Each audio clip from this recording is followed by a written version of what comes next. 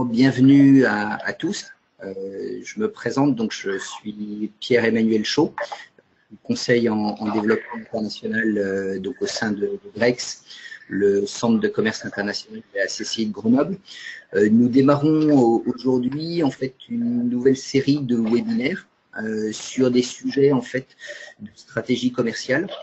Et on a eu avec ces sujets de webinaires, c'est de vraiment s'appuyer sur des entrepreneurs qui sont dans les pays et qui ont pratiqué, qui ont mené des expériences de développement commercial. Donc aujourd'hui, nous démarrons en fait le premier webinaire. Donc le d'aujourd'hui, c'est la Suisse. La Suisse, alors c'est un marché qui nous semble, qui est très proche, paraît simple, mais quand on commence à essayer de se développer en Suisse, on se rend vite compte que le marché suisse n'est pas si simple que ça. Il est plutôt même assez complexe, assez protectionniste. Et donc pour en parler aujourd'hui, je suis très heureux d'avoir nos deux partenaires sur ce marché. D'une part, Romain Durier, donc, qui est le directeur de la CCI française en Suisse depuis maintenant plus de 10 ans et qui accompagne au quotidien des PME, PMI françaises dans leur implantation en Suisse. Et il a également donc associé aujourd'hui une entreprise membre de la Chambre France-Suisse, donc Philippe Grégoire Kiefer, de la société SS2I Flowline, qui a eu une approche un peu originale sur la Suisse, et c'est le projet de notre webinaire d'aujourd'hui, de développement en Suisse par le rachat d'une PME suisse en 2008, et je suis très heureux qu'il soit aussi, qu'il puisse nous partager son expérience, les difficultés éventuellement qu'il a pu rencontrer et les conseils qu'il souhaite nous partager. Donc sans plus attendre, donc là on a 30 minutes, donc 15 minutes pour chaque intervenant. Et il y aura un moment de questions-réponses qui se fera sous forme de chat pendant 15 minutes sur les 15 dernières minutes du webinaire. Voilà. Donc, Romain, à toi, pour ne pas perdre de temps. Merci beaucoup, Pierre-Emmanuel. Bonjour à tous et heureux de vous compter parmi nous pour ce webinaire Grèce sur la croissance externe en Suisse. Alors peut-être en préambule quelques généralités sur la Suisse. C'est vrai que la Suisse est un marché qui est proche pour les entreprises de l'Isère, mais néanmoins qui est quand même un marché à part entière. Alors peut-être quelques indicateurs sur notamment le taux de croissance du PIB avec les projections du secrétariat d'État à l'économie suisse, qui est un groupe d'experts qui chaque trimestre met à jour des prévisions conjoncturelles. Donc vous voyez qu'on est sur une tendance en 2018 qui est plutôt positive, avec 2,4% de croissance escomptée sur l'année. Une inflation qui reste bien maîtrisée, c'est la dernière ligne à l'indice suisse des prix à la consommation. Donc on est sur une croissance nette de 1,4%. Et puis les prévisions pour l'année prochaine qui sont dans le même ordre de grandeur. Ce qui est intéressant à regarder, je pense, pour des entreprises étrangères par rapport au marché suisse, c'est le volume, la croissance des exportations et des importations. Il faut savoir que la Suisse gagne quasiment 2 francs sur 3 grâce à l'export, grâce à l'international. Donc c'est un pays qui, même s'il fait pas partie de l'Union européenne, est quand même un pays qui est très ouvert et avec l'Union européenne et avec le reste du monde. Il y a un accord de libre-échange. Et on voit que la croissance des exportations et des importations est relativement importante. Un autre indicateur qui est intéressant également, c'est le taux de chômage. Vous voyez qu'il est relativement bien maîtrisé. Alors aujourd'hui, on est à 2,4%. Ça, c'est les chiffres pour le mois de juillet. Et puis, on a une prévision à la fin du mois de décembre prévision pour la fin du mois de décembre 2018 à 2,6%. Donc on est quasiment à un chômage nul. Structurellement, c'est dur d'aller un petit peu plus bas. Un autre indicateur qui n'apparaît pas ici dans le tableau, c'est le taux d'endettement de la Suisse, donc le taux de dette sur le PIB, à savoir que c'est l'un des pays qui est le moins endetté au monde. On est à 33% de dette sur le PIB, et ça, c'est un mécanisme qui provient de la loi sur le frein à l'endettement qui est inscrit dans la Constitution suisse depuis plusieurs années. Voilà quelques éléments en bref. La Suisse, c'est le 19e rang mondial en termes de PIB, donc 19e rang, tout pays confondu, et puis c'est le 2e rang mondial en termes de PIB par habitant. Donc, il y a un pays dans lequel le pouvoir d'achat est relativement élevé.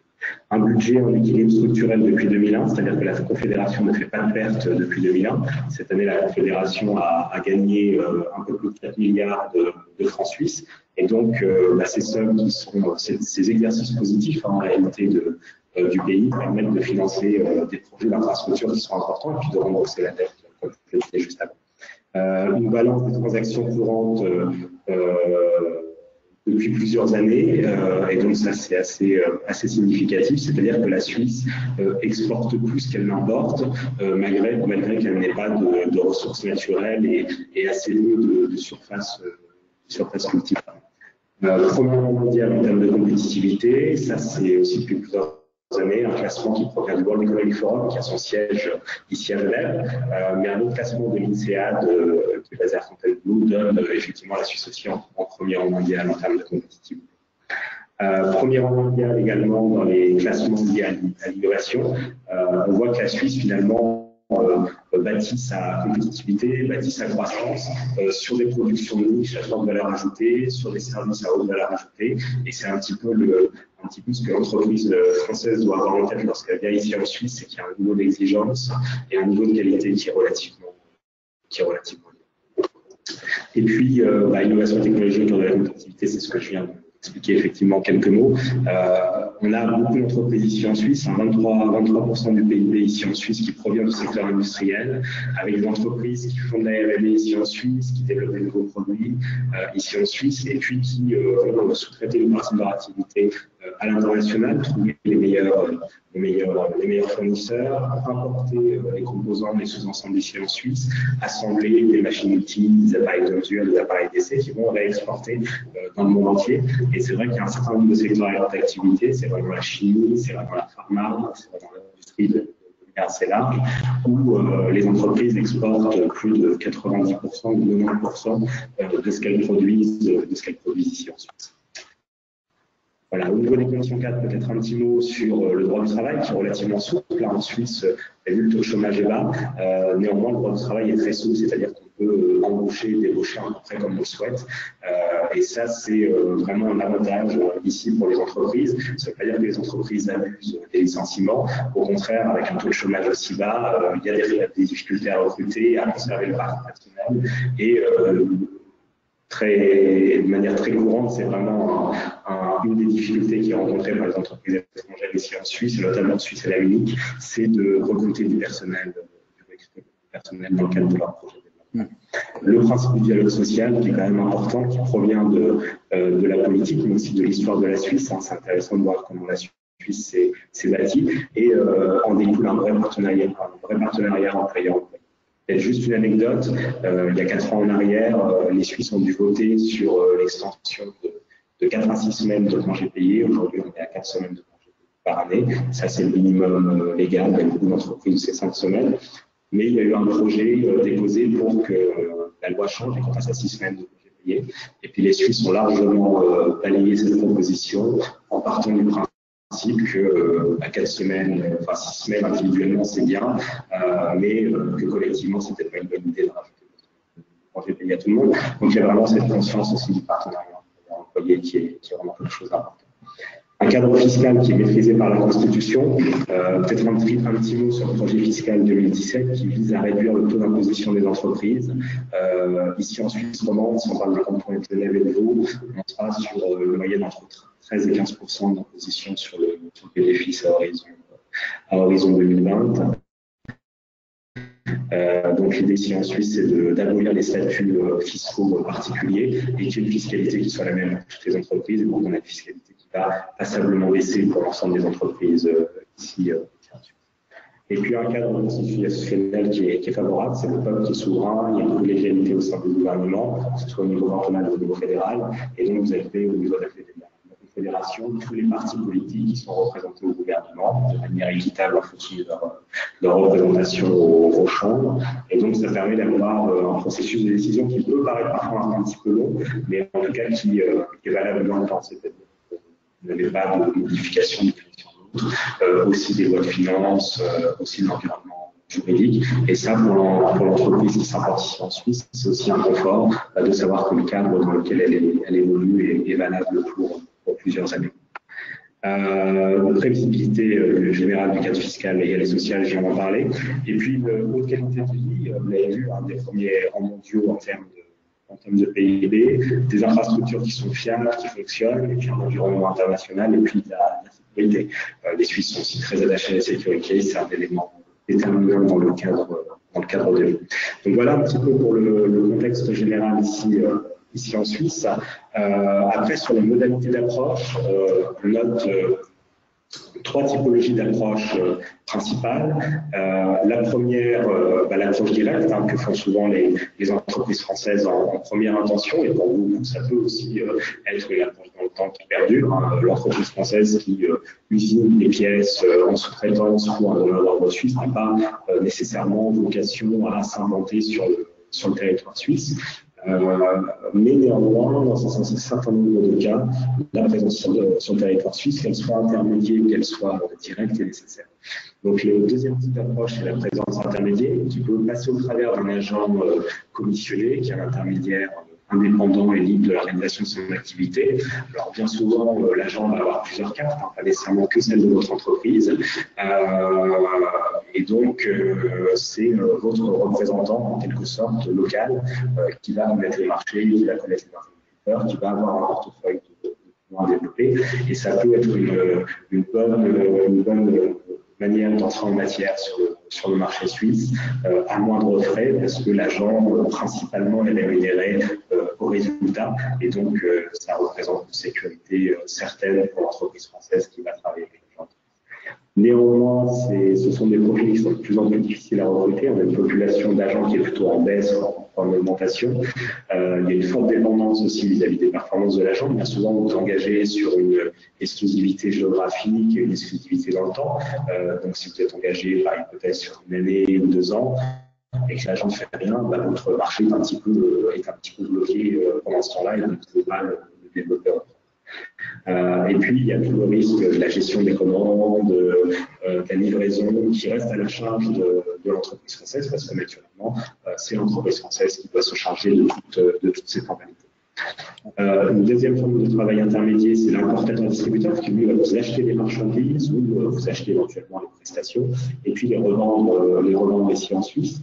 Et là, ça règle un certain nombre de problématiques qui sont notamment liées au stockage, à l'intervention des SAV sur les produits.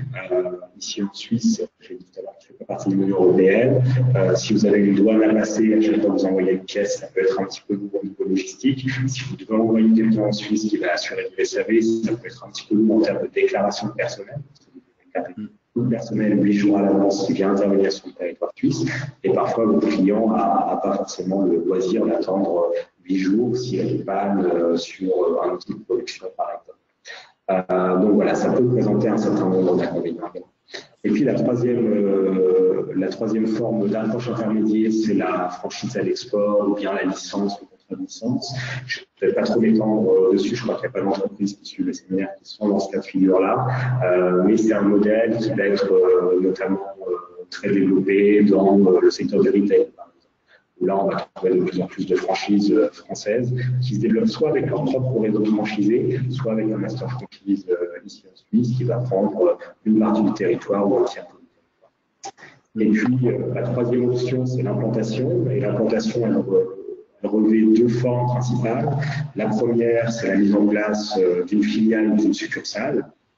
Donc, c'est une implantation ex nihilo sur le marché suisse. Alors, la succursale, cela de particulier, c'est qu'elle n'a pas de personnalité juridique propre. Donc, c'est la maison mère en France qui reste responsable en cas de litige. Et puis dans la filiale, vous avez deux options, la SA ou la SARL, avec un certain nombre d'avantages et d'inconvénients pour chacun. Mais elle a l'avantage de vous donner une identité vraiment suisse au niveau de votre implantation, et ça rassure en général vos clients. Souvent, vous allez avoir des clients aussi qui vont vous demander est-ce que vous êtes implanté en Suisse, est-ce que vous êtes présent, et donc ça, c'est effectivement un élément important. Sur la partie personnelle, ça vous permet d'avoir une personnelle. Oui. Ouais, juste bien te mettre en fait devant, voilà, pour qu'on t'entende bien. Pardon. Voilà, je vais essayer de parler un petit peu plus fort. Et puis la filiale ou la succursale, donc, qui vous permettent d'embaucher du personnel en Suisse et puis de traiter le marché suisse comme un marché à part entière. Alors naturellement, il y a un coût d'entrée qui est un petit peu plus important parce qu'il faut créer une entité, l'administrer et puis la faire fonctionner, la développer. Mais c'est assez régulièrement la solution qui est la plus plébiscitée par les entreprises françaises. Et puis, autre solution, c'est la prise de participation minoritaire, la JV, ou la croissance externe, la prise de participation majoritaire ici en Suisse, soit par la prise d'actifs, soit par le rachat des actions des parts. Et là, effectivement, ça permet de rentrer directement sur le marché suisse, d'acquérir déjà une marque, un historique, un portefeuille de clients, des compétences. Vous avez vu un niveau de chômage qui est relativement bas. Ça permet d'avoir autour de soi des compétences. Par contre, il faut que ce soit bien anticipé, il faut que ce soit bien mené, parce que quand on a un chômage aussi bas, le risque, c'est que si le nouveau projet d'entreprise ne convient pas aux salariés, ils partent, parce que le marché du travail est quand même assez dynamique. Il y a un besoin en fonds de roulement, une utilisation des ressources qui est quand même assez importante. Donc, c'est un projet qu'il faut bien mûrir, bien réfléchir. Il y a des entreprises qui ont l'habitude de grandir par croissance externe, d'autres qui l'ont un peu moins. Donc, dans tous les cas, il faut se faire bien accompagner, et ça, la Chambre le fait. Dans la première approche, c'est-à-dire pour identifier des sites, naturellement, mais aussi dans toute l'ingénierie du projet pour analyser ces cibles, avoir tout le montage juridique. Donc, il y a un accompagnement qui est fait par la Chambre à ce niveau-là. Voilà, je crois que Pierre-Emmanuel, tu enverras les slides, donc oui, les détails sera présent. Je ne vais peut-être pas trop m'apesantir sur les différents points parce que le temps est un petit peu limité. Peut-être 2-3 mots sur la Chambre. On a deux activités principales. La première, c'est l'animation de la communauté d'affaires franco-suisse. On organise une cinquantaine d'événements par année. On a un peu plus de 650 entreprises qui sont membres à la Chambre, et on est vraiment le pont entre les entreprises françaises et les entreprises suisses, les entreprises françaises qui veulent se développer en Suisse, et pour lequel on a tout un tas de services très pratiques, opérationnels, pour faciliter l'implantation, le développement sur le marché suisse. C'est un peu plus de 1000 prestations qui sont rendues chaque année à destination principalement des entreprises françaises sur le marché suisse. Voilà en quelques mots ce que je voulais vous dire. Et puis je pense que je vais passer la parole à Philippe maintenant pour la partie plus pratique. J'étais surtout sur la théorie. Et puis je suis à disposition pour répondre aux questions sur le chat après. Merci. Philippe, c'est à vous. Pierre-Emmanuel, est-ce que vous me voyez bien? Oui, je vous vois bien, ouais. D'accord. Alors, donc, mon prénom, c'est Philippe, Grégoire Kiffer, mon nom de famille. Je suis le directeur commercial de la société Flowline Suisse. Je vais vous faire part de notre expérience. Nous sommes une société française qui avons fait le pari de nous implanter en Suisse en 2008. Donc, le testimonial que je vais vous faire aujourd'hui n'a pas la valeur d'être une vérité absolue, mais en tout cas, un exemple sur lequel vous appuyez. Et si vous souhaitez avoir plus d'informations, de toute façon, nous tiendrons chez Flowline à votre disposition pour échanger plus en détail avec vous. Donc, nous intervenons aujourd'hui en qualité de partenaire des chambres de la CCI pour vous faire bénéficier de notre retour d'expérience. Alors, qui sommes-nous? Nous sommes ce qu'on appelle une SS2I, une société de services, créée en 2008 en France, en 2000, pardon, en France, spécialisé dans l'intégration de logiciels de gestion sur la gamme des produits Sage. Nous avons effectivement fait le choix de nous implanter en Suisse en 2008 pour devenir effectivement un groupe international franco-suisse. Donc, la particularité que nous devions avoir pour envisager déjà peut-être ce développement international, c'était déjà d'avoir une taille critique en France. Donc aujourd'hui, le groupe pèse à peu près 65-70 personnes pour 10 millions de francs de chiffre d'affaires. La majorité de ces personnes sont des consultants. Nous apportons à nos clients ce qu'on appelle du service et des logiciels. Donc nous représentons un éditeur qui s'appelle Sage pour sa gamme de produits Sage X3, on reviendra dessus. Nous comptons aujourd'hui un petit peu plus de 150 clients actifs un peu partout autour du monde. La particularité, c'est que ces entreprises les sièges sociaux de ces entreprises sont basés en France ou en Suisse. Et donc nous accompagnons nos clients également à l'international. Donc, dans notre contexte, on n'a pas fait le choix d'une création de structure, mais donc d'un rachat d'entreprise. Rachat d'une entreprise qui existait depuis plusieurs décennies, je crois 20 ans, lors du rachat. Alors, pourquoi et comment s'implanter en Suisse? Qu'est-ce qui nous a motivés à franchir ce pas? Nous avions, dans un premier temps, la volonté de déployer à l'international. Le choix de la Suisse n'était pas forcément immédiat. Il est né d'une réflexion déjà basée sur le fait d'avoir une offre qui soit adaptée au marché qu'on allait adresser demain. Donc, il fallait que le produit que nous commercialisons, donc Sage X3, soit adapté aussi bien au marché français qu'au marché suisse, qui soit également concurrentiel sur notre marché d'origine, mais également sur notre marché en devenir. C'est quand même des éléments qui étaient fondamentaux.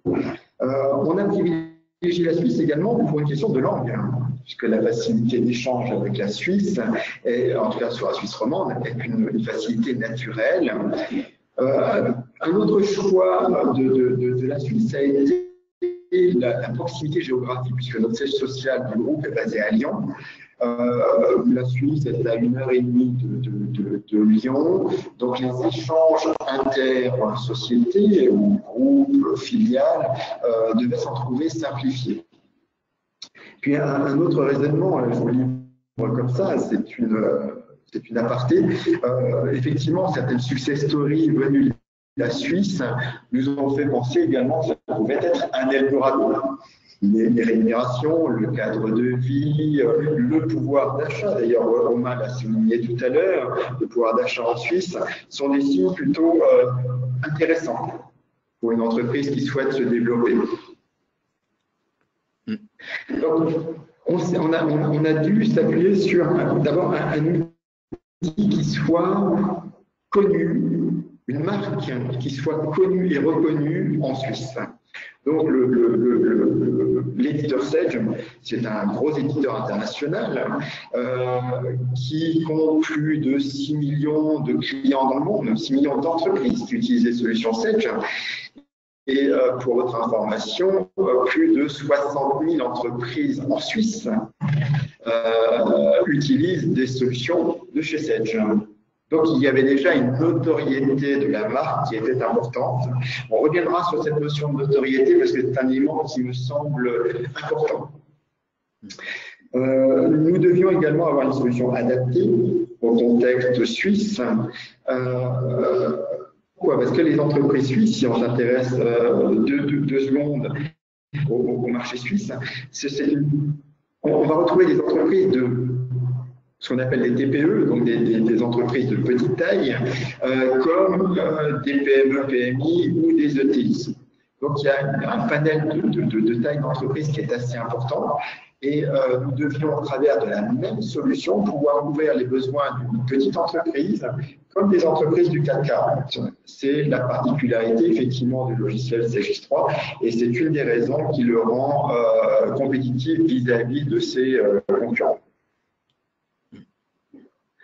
Donc, on adresse des entreprises, et ça c'était vraiment un focus pour nous, on devait pouvoir adresser des entreprises, on va dire, dans le domaine du mid-market, à la fois sur des activités de mise en œuvre, d'intégration logistique, mais également de conseils pour optimiser l'outil de gestion de nos clients, pour leur apporter un certain nombre de bénéfices vis-à-vis de leurs propres concurrents, à savoir comment optimiser le chiffre d'affaires d'une entreprise, comment optimiser la rentabilité, comment optimiser les achats, les stocks, la production, les moyens humains.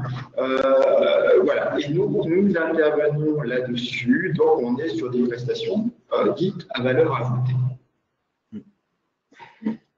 Deuxième point de ce slide, c'est effectivement un ERP international, puisqu'on a vu qu'on avait un certain panel d'entreprises qui sont très suisses, de petite taille, mais on a également beaucoup de sièges internationaux qui sont basés en Suisse, notamment à Genève,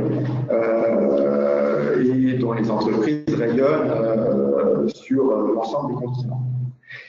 Et un point, c'est que notre solution devait pouvoir effectivement adresser tout le panel, les principaux panels des entreprises en Suisse romande en termes de métiers, à savoir l'industrie mécanique, l'industrie par exemple de la gestion par affaires, parce qu'effectivement Romain l'a souligné tout à l'heure, une particularité, c'est vrai qu'on a un pouvoir d'achat en Suisse qui est assez élevé.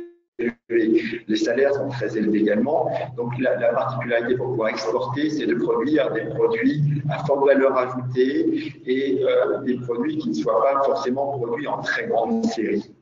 Donc, c'est une caractéristique de la Suisse, mais qu'il fallait également être capable d'adresser en termes d'outillage. On va retrouver également les entreprises de la chimie, pharma, cosméto, des entreprises de négoce, de trading, beaucoup de sociétés de trading en Suisse, les entreprises de services. Donc, nous avions effectivement un certain nombre de ces éléments qui étaient réunis pour réussir notre implantation en Suisse. Sur les références de StageX3, voici juste un exemple, mais Pierre-Emmanuel, de toute façon, vous transmettrez l'ensemble des slides, je pense, aux participants. Tout à fait, oui. D'accord, parfait.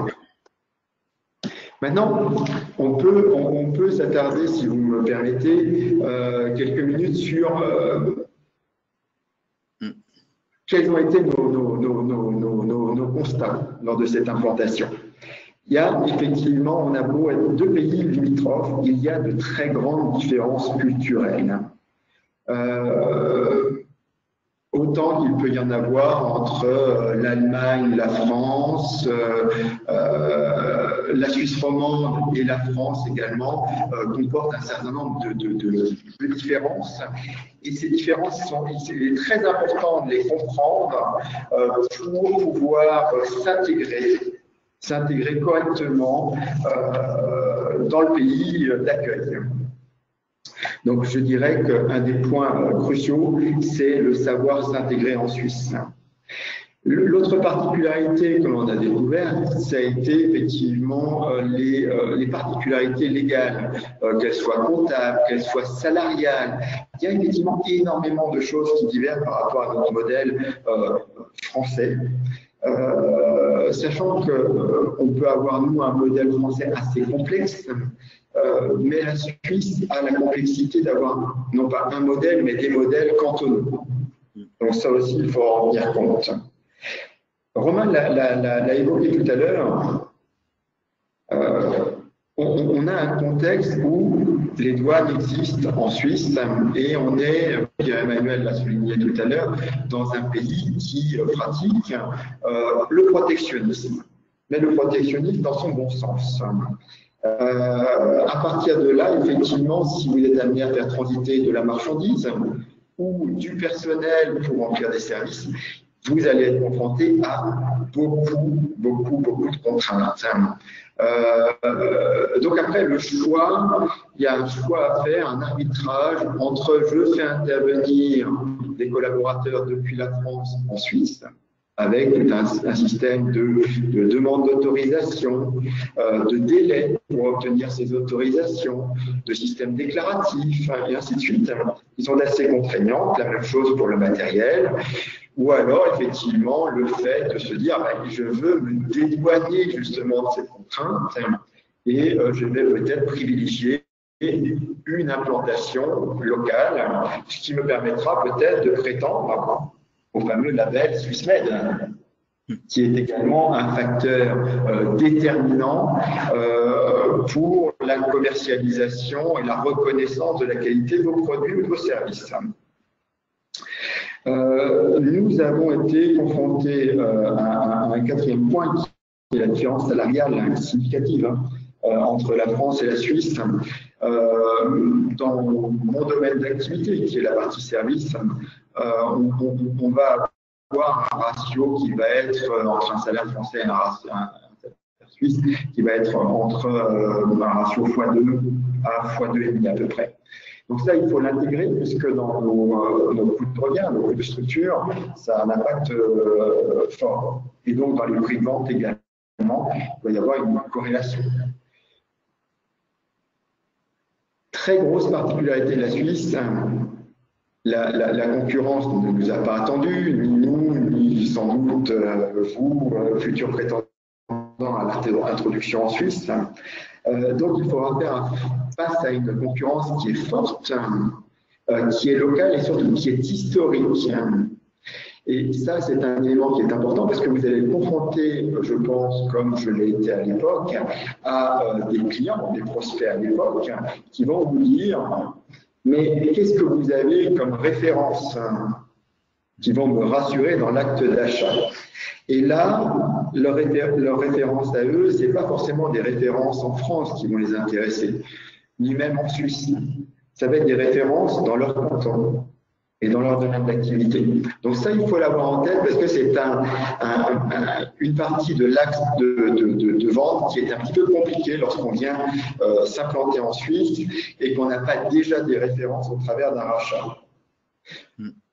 Autre point, et ça, j'en aurai bientôt terminé, on est sur un marché qui est conservateur avec un faible taux de renouvellement.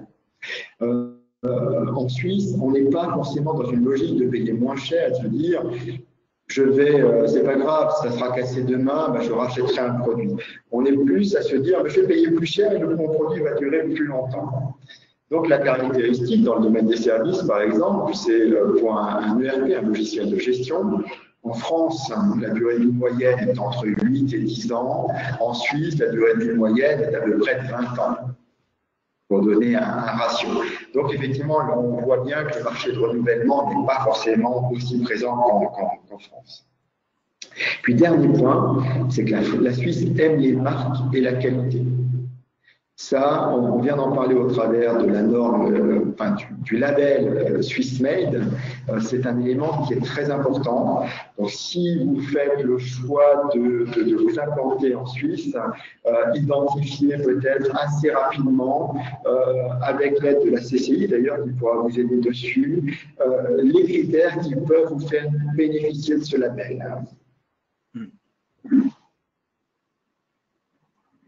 Alors le bilan en ce qui nous concerne, c'est un bilan qui est extrêmement positif.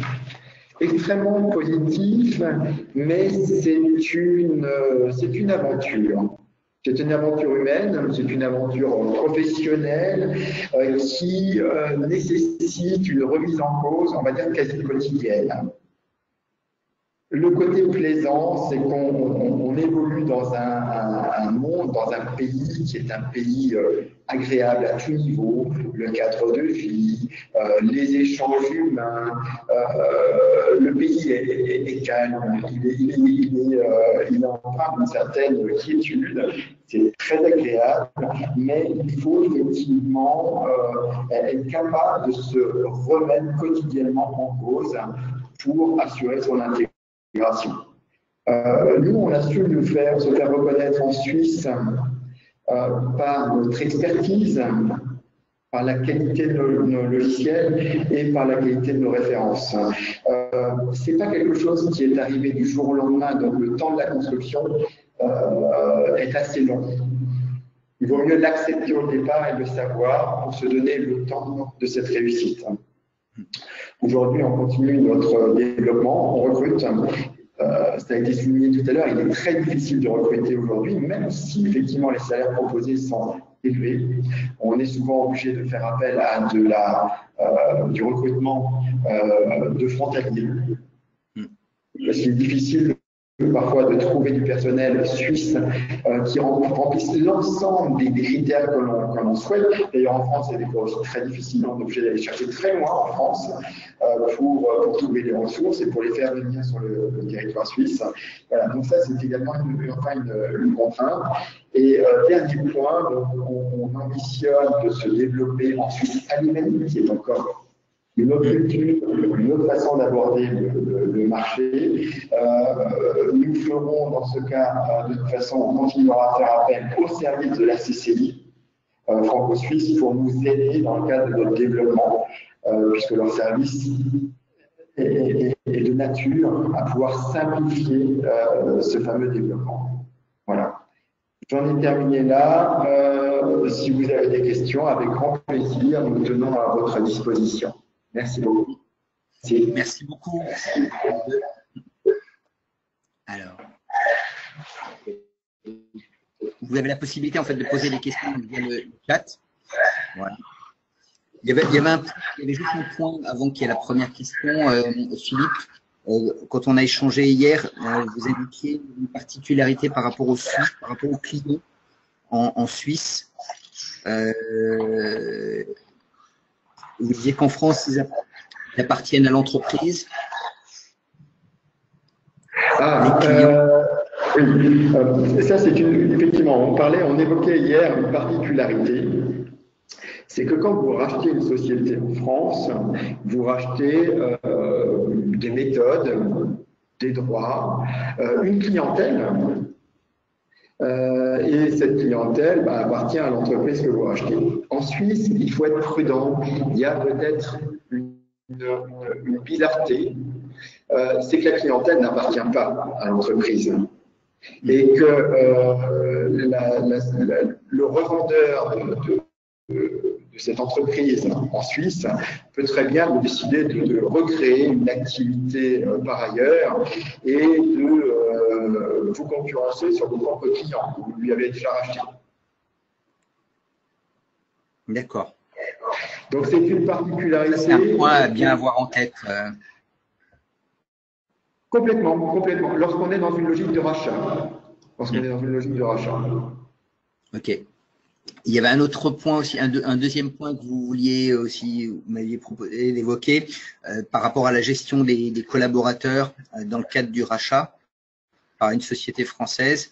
Les aspects un peu ressources humaines et management, vous avez des expériences Alors, c'est exact. Alors, en fin de compte, là, je ne vais pas forcément parler de notre seule expérience, mais comme les clients sont majoritairement des entreprises, j'ai certains clients aussi qui ont été, clients suisses qui ont été rachetés d'entreprises étrangères, qu'elles soient françaises ou autres. En Suisse, on a une culture du travail qui est déjà particulière, c'est-à-dire que la notion des 35 heures n'existe pas en Suisse. Première chose. La deuxième chose, la notion des 6 semaines a été refusée par le peuple suisse. Parce que c'était jugé pas forcément très bon, une mise en application sur tout le territoire suisse. En Suisse, un patron d'entreprise va pouvoir dire à ses employés: reste à la maison, là, notre carnet de commandes n'est pas suffisant pour que je t'occupe. Mais par contre, dès qu'on va avoir un pic d'activité, viens. Mais viens travailler le week-end, le soir. Et ça, déjà, c'est une particularité. C'est-à-dire la notion entre l'employeur et l'employé, c'est vraiment une notion de proximité. C'est une notion de proximité dans les deux sens. Donc, effectivement, ça force à appréhender la gestion des ressources humaines avec énormément de considération pour l'employé et réciproquement pour l'employeur. Voilà. Donc ça, c'est un premier aspect. Un deuxième aspect, on l'a vu tout à l'heure, le taux d'âge est extrêmement faible en Suisse. Toujours trop élevé, mais il est quand même très faible. À partir de là, le recrutement est quelque chose de compliqué. Donc, les entreprises suisses tiennent une très grande importance à la qualité de vie des employés dans leur structure. Okay. On voit effectivement une présence sur des longues durées de la part des employés en Suisse. On est fidèle à l'entreprise. Et c'est réciproquement.